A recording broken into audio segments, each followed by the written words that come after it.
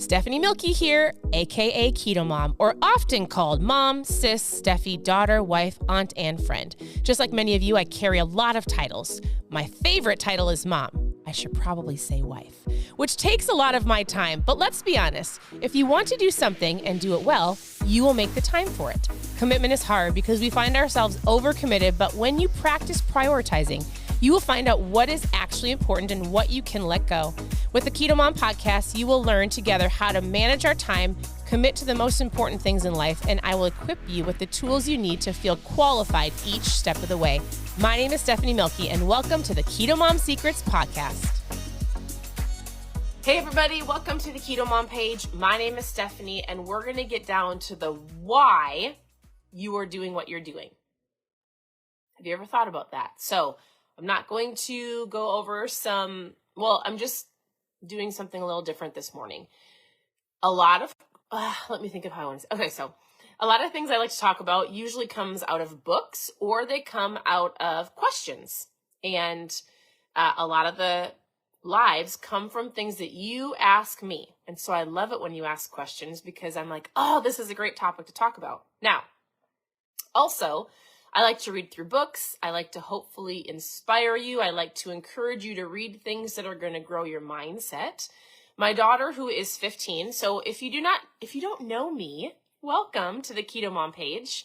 We started this page over 7 years ago. There are so many recipes. There's no shortage of keto tips and tricks here on the page. You can also go to ketomomsecrets.com and click on recipes or mindset or how to get started. So there's 7 years of great information and knowledge to help you on your journey.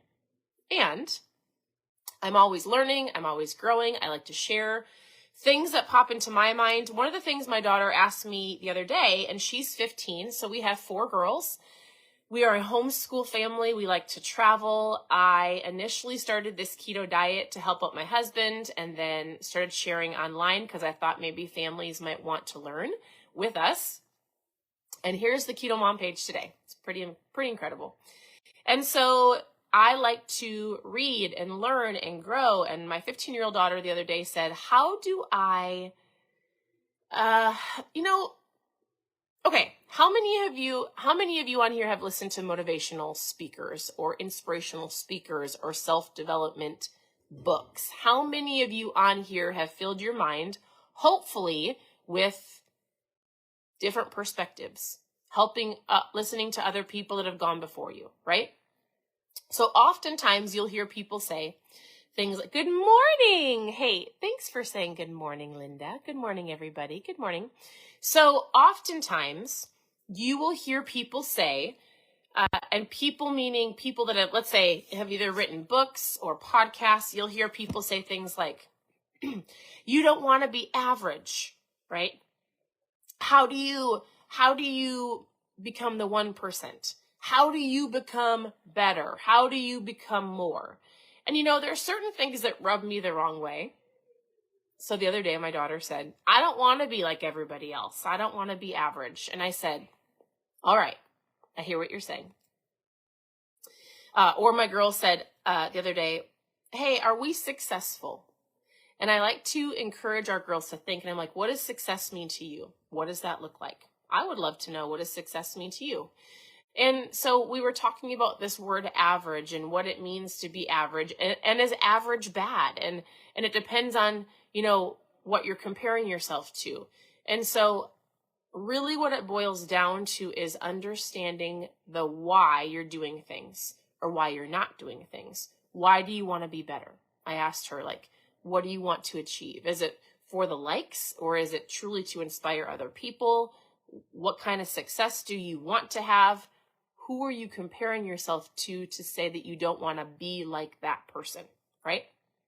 I say all of that because there's so much to think about. And so today, here on the live, I wanted to encourage you to think about something that it really doesn't have to do with a book, but just a question of why you are where you are today. Hello from South Africa. I love this. I love that you can legitimately click on social media. You can meet people from around the world at any point in time. Pretty incredible. Good morning. So here's the thought for you today. I don't know, that was just ramble from this morning as I was thinking. And the thought is this. I want you to think about this throughout your day. A majority of you are here to get healthy, stronger, lose fat, lose weight. Like a majority of you are here to work on your physical being, to work on your health spoke. I like to say spokes, right? Like you might have things that you need to work on in your finances or relationships or spiritual or emotional. We're working on physical here. Not all the time, but most of the time. And so the question I have for you today is this. Why do you choose the foods that you choose? And it might seem super simple, but if I just say, here, I want you to get rid of all the Oreos out of your house. I want you to stop going through the drive-thru, and I want you to eat these meals for 30 days. It's kind of like putting a Band-Aid on it, right? I can tell you what to eat. I can tell you how to eat. I can tell you to drink more water. I can tell you to move your body. I can tell you to pay attention to your sleep. But if you don't understand the true why of why do you usually go through the drive-thru? Why do you grab the foods that you gravitate towards so often? Why are you overweight? I'm being real. Like, why are you physically the way you are today? Because there's a little root. There's a reason why you do these things. And it could be, well, I'm on the seafood diet, and every food I see, I eat, right? Maybe you're just like, I can't help it. I see it, I eat it, right? If you can understand the why and the root cause of why you're doing what you're doing, then we have to get to the root of it so that I can give you the how-tos so that when you implement them and you do it for a period of time, it actually becomes a habit. But if you don't get to the nitty-gritty of, well, out of sight, out of mind, right? If you don't get to, and it might be convenience. It might be like, well, it's convenient for me. It might be lack of planning meals. Hey, I'm not a planner. Well, and you should tell yourself in the past, I haven't been a planner, but maybe you have said, like, I was never taught how to plan. I was never taught how to meal prep. I don't know. Something you can learn. Maybe it's money. We talked about budgeting yesterday. Maybe it's like, I just need to know how to eat healthy within a budget. Maybe it's deeper than that. Maybe it's emotions. Maybe it's like, I was told this my whole life, and so food is a comfort for me. Maybe it's just the way you grew up. Maybe it's all you've ever known. Maybe it is whatever the case may be, right? It's a crutch. It's a reward. I've used it for a reward. I've used it to fill in the blank, right? Maybe because you're stressed. Whatever the case may be, if you can figure out and you pay attention to the things that you do throughout your day and you ask yourself, why did I just skip the gym today? Oh, because I love the TV show, or when I sit down, I don't get back up. Like I'm scared. I'm comparing myself to other people. If you can get to the nitty gritty and you pay attention to the choices that you make every single day and ask yourself, why do I do this? Why was I almost going to say no to that? Why did I not pack my lunch and I went through the drive-thru for the 12th day in a row? Why do I have a candy drawer? Why? Just ask yourself those questions.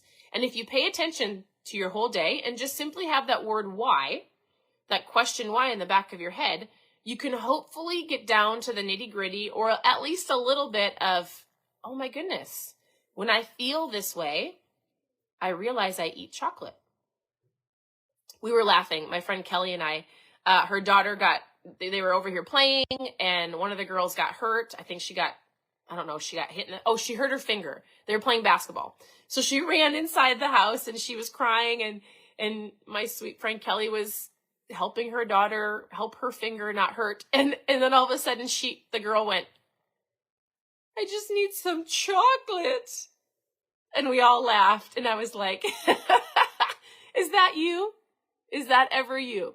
Do you ever like get emotional? You're having a hard day and you're like, I just need a piece of pie and that would fix my day. And you might think it's funny when we all laughed when Tori was like, I just need some chocolate. And we were like, Would chocolate fix your finger? But in all reality, how often do we turn to food because of a way that we feel? Or, oh my goodness, I've done so great, I'm going to go reward myself with. Food is used for lots of different reasons. And so my challenge to you today is this. Just simply pay attention to why you make certain decisions, why you make excuses, what you gravitate towards to, what is that feeling? Has it been something you've been told to your whole life? Have you used it as a crutch? Have you used it as a reward? Have you used it as a emotional support bag of chips? That's what I would do. So ask yourself why. Figure that out so we can get down to that. We can pluck out that root. We can replace it with something else so that you can go ahead and take some of the keto, low carb, carb conscious tips and tricks and recipes and different things to turn them into habits so that you can have success and reach those goals. And you don't fall back to the old emotions, rewards, or excuses. That is the goal. I can't do that part for you. I can give you the how-tos, but I need you to go back and figure out the why. And as soon as you do, and as soon as you have that awareness, when an emotion pops up, or when you find yourself gravitating towards the donut or the fast food, you go, oh my goodness, I was sad, I was angry, I was frustrated, I was excited, I thought I was going to celebrate. Wherever you fall, you can go, I don't need to do that with food. Instead, I can go for a walk, I can phone a friend. Maybe instead of giving myself a reward with food, I save up all of my rewards and get a massage, right? Or I celebrate with a movie night, or whatever the case may be. You've got to replace those with something else. So, all right, that is what I have for you today. I hope that you are having an incredible morning. Thank you for tuning in. If you have any questions, you can either private message me, you can ask them below, and I'll hop on later and answer those for you. Continue to tune into the page. We're going to be doing a fun 10-day challenge that has to do with ketones, accountability, working on your food starting in October. And so I plug you into a private group and we'll do it that way. If you want to know more about the challenge, you can post challenge in the comments and we'll chat about that. Here's your tip. Drink your water. You have no idea how many people I had to coach yesterday, ask them, are you drinking enough water? Usually people send me messages and go, I feel like this, right? I have headaches. I don't feel great. And I'm like, are you truly drinking your water? This is important. Your body is made up of 70% of water. So here's your keto tip of the day. Water. Take your weight. Divide it in half. You need to be drinking half your body weight in ounces of water. I take this with me everywhere I go. I fill it up, I drink it. I fill it up, I drink it. So drink your water. It's going to help you in lots of different areas. I know it sounds silly, but it's the easiest, simplest tip. Drink your water. That's it. So, all right, post challenge in the comments. Otherwise, send me a message with your questions or questions below, and I'll come back later and chat with you some more. Have an incredible day, and we'll talk to you soon. Bye, everybody.